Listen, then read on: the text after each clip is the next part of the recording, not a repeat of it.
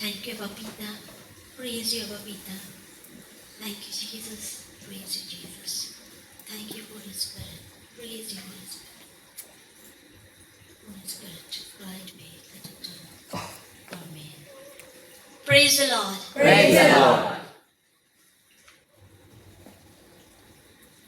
મહાપ્રસ્થાન 15:26 માં કહ્યું છે, હું તમારા રોગો હરનાર છું.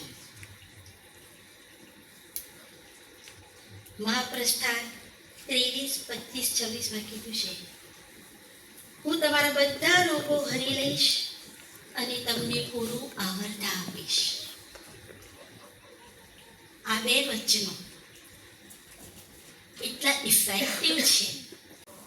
હું તમારી આગળ મારી સાથે બનેલો એક બનાવ તમારી સાથે હું શેર કરવા માંગુ છું. લાસ્ટ વીક મારા ભાઈને થોડા દિવસથી ખભેથી લઈને હાથ ખૂબ જ દુખતો હતો, પણ એ સહન કરતો રહ્યો, પેઇન કિલર લયા કરતો હતો. એક દિવસ સાંજે હું નીચે ગઈ તો મને મેં કીધું ક્યાં જાય છે? કે હું દવાખાને જાઉં છું.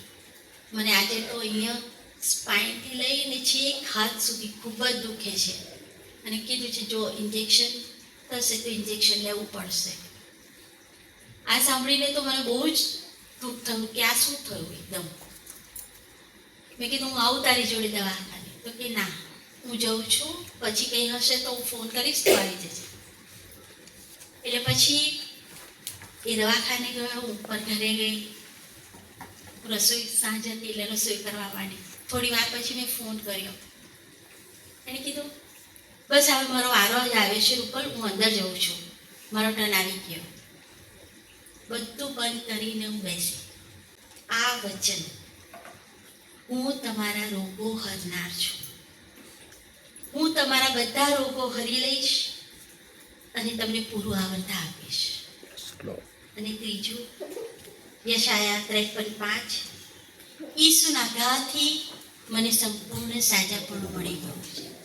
આ 3 વચનો મેં પ્રભુ ઈસુને પ્રાર્થના કરી, પણ મારી પ્રાર્થના એવી હતી, મેં વચનોથી પ્રાર્થના કરી.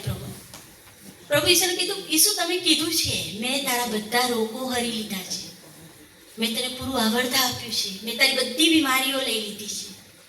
ઈસુના ઘાથી મારા ભાઈને સાજાપણું મળી ગયું છે. હું આ જ બોલ્યા કરી છું. 5 મિનિટ સુધી મેં આ જ બોલી છું. આંખમાંથી આંસુ નીકળ્યા જાય અને આ જ બોલતી રહી. અને પછી મેં કીધું બસ પ્રભુ એ સરસ રીતે હસતો આવશે અને કહેશે કશું નથી, બસ થોડું છે અને દવા આપી છે અને મને મટી જશે અઠવાડિયામાં. આ મેં પ્રભુને મેં પ્રાર્થના કરી હતી, તારા ઘાથી સંપૂર્ણ સાજાપણું મળી ગયું છે. અને એ એવી શ્રદ્ધાથી મેં બોલી છું અને મેં એનું વિઝન કર્યું કે મારો ભાઈને સાજાપણું મળી ગયું છે. અને એ આવીને એવું ખુશી ખુશી કહે છે કે બસ મને કંઈ જ નથી, દવા આપી છે અને 10 અઠવાડિયામાં મને સારું થઈ જશે. આ મેં વિઝન કર્યું. તમે પ્રાર્થના કરો ત્યારે તમે શ્રદ્ધાથી કરો છો, પણ એનું વિઝન કરો કે તમને એ ઓલરેડી મળી ગયું છે. અને મેં એ શ્રદ્ધા અને વિશ્વાસથી પ્રાર્થના કરી અને મેં એ વિઝન કર્યું કે એ થઈ ગયું છે એટલે થઈ ગયું છે. અને બસ 10-15 મિનિટમાં ફોન આવ્યો, પણ કહ્યું બીટું રૂપલ હું આવી ગયો છું નીચે. હું નીચે ગઈ અને એ હસતો હસતો બેઠો હતો અને કીધું બસ કશું નથી, થોડું છે, દવા આપી છે, અઠવાડિયામાં મને સારું થઈ જશે. બસ thank you Jesus, praise you Jesus.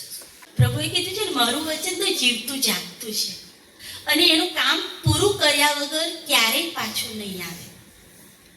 એટલે મારામાં તો આ વચનો, મારી પ્રાર્થનામાં હવે હું વચનો જ બોલું છું, વચનોથી જ હું માંગુ છું, વચનોથી જ પ્રભુને કહું છું તમારું વચન છે એટલે આ થશે, તમે કીધું છે એટલે આ થશે. એટલે બસ હું તો બધા તમને કહીશ કે બસ વચનો બોલો, વચનો પર શ્રદ્ધા રાખીને વિશ્વાસથી આપણે બોલીશું તો આપણું બધું કાર્ય પૂરું થશે. વચનો તો એક આપણું શસ્ત્ર છે કે આપણે બોલીશું અને એ થઈ જશે. Thank you Jesus, praise you Jesus.